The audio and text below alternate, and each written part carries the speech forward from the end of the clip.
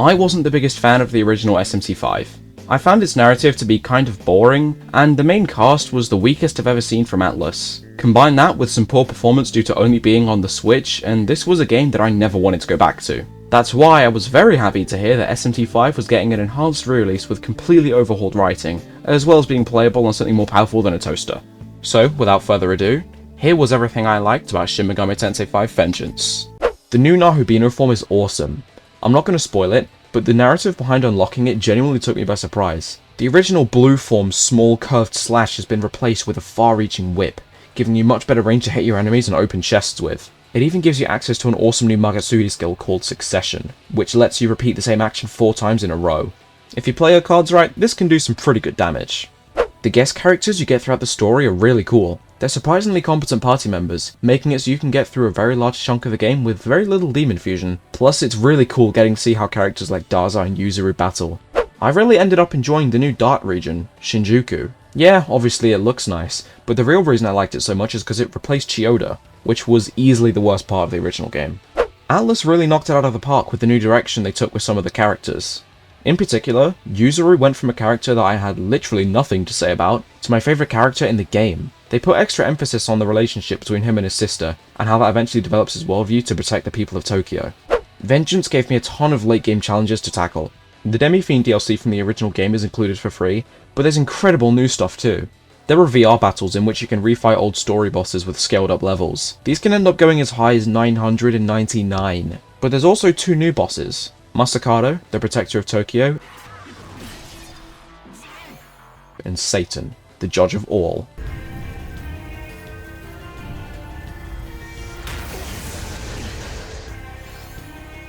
Truth be told, I still haven't legitimately beaten Satan or Demi-Fiend. I just did them on safety difficulty to get footage for this video.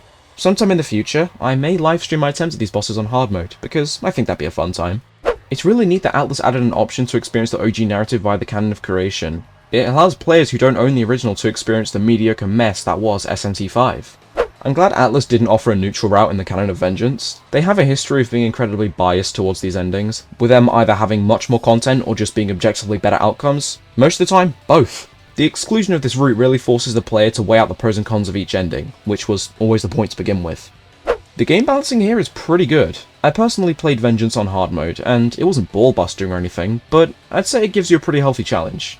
I definitely kicked the bucket a few times in my run, but whenever I ended up dying, it was rarely unfair. The game actually forced me to take a step back and adjust my strategy to overcome the next obstacle. The best example of this is the battle against Yuzuru, which is my favourite fight in the game. You need to properly manage your speed buffs to deal with higher Tero's agility, and properly setting up to deal the maximum amount of damage to Yuzuru when the opportunity presents itself. Plus, his theme, Battle Deadlock, is easily one of the best in the game.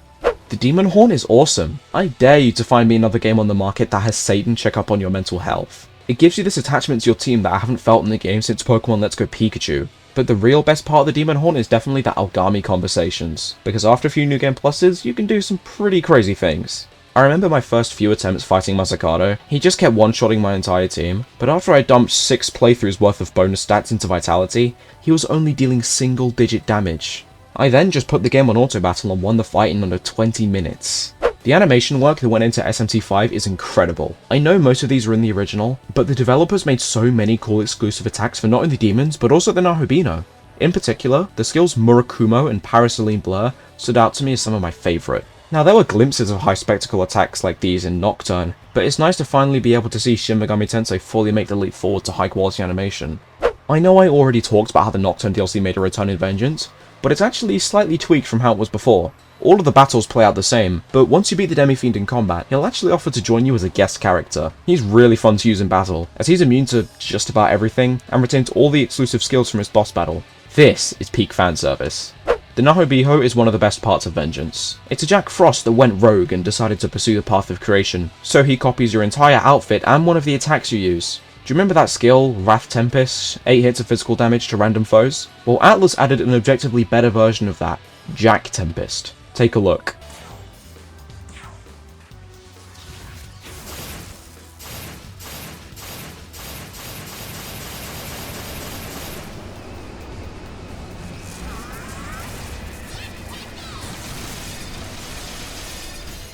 Forget what I said about the Demi-Fiend. This is peak fanservice.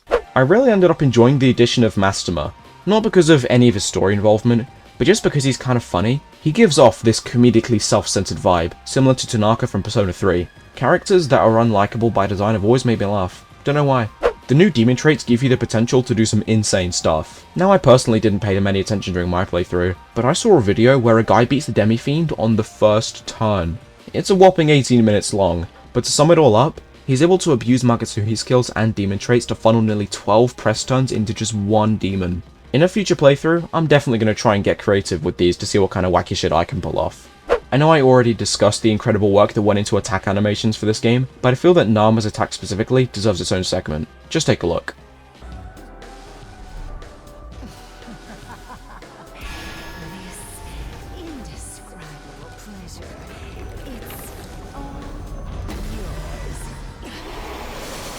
If this is the direction Atlas wants to take going forward, then I'm sure as hell here for it.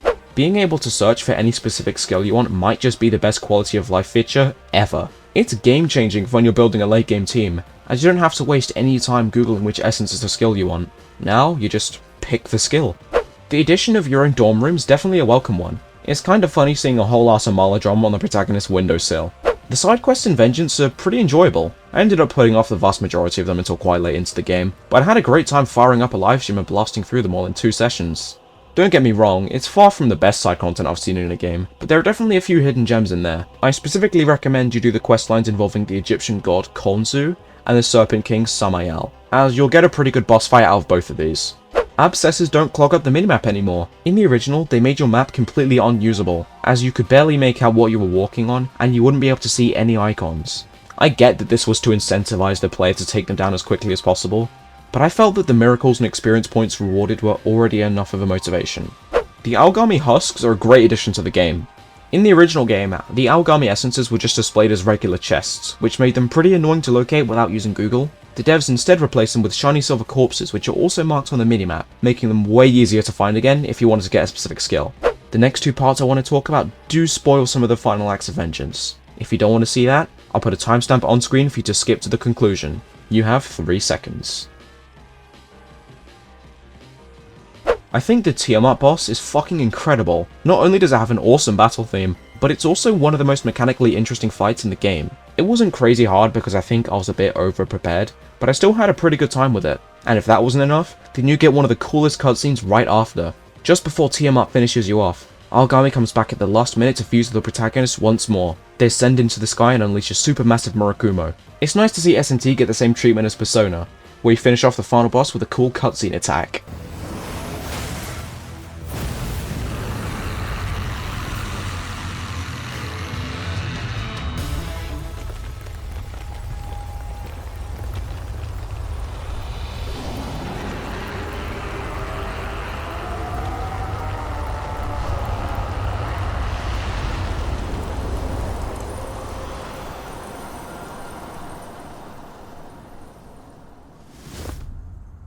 And that was everything I liked about SMT V Vengeance. Now, of course, that isn't literally everything I liked. That video could go on for hours. But these were the points that I felt were actually worth discussing. If there's any points you feel like I missed, be sure to share them in the comments below. I end up reading just about all of them, and I try to interact with as many as possible. As for what's next, I currently have plans to start covering the Persona games in the same format I did here. So if that's something you're interested in, consider subscribing to the channel, as it helps me out immensely. Thanks for watching.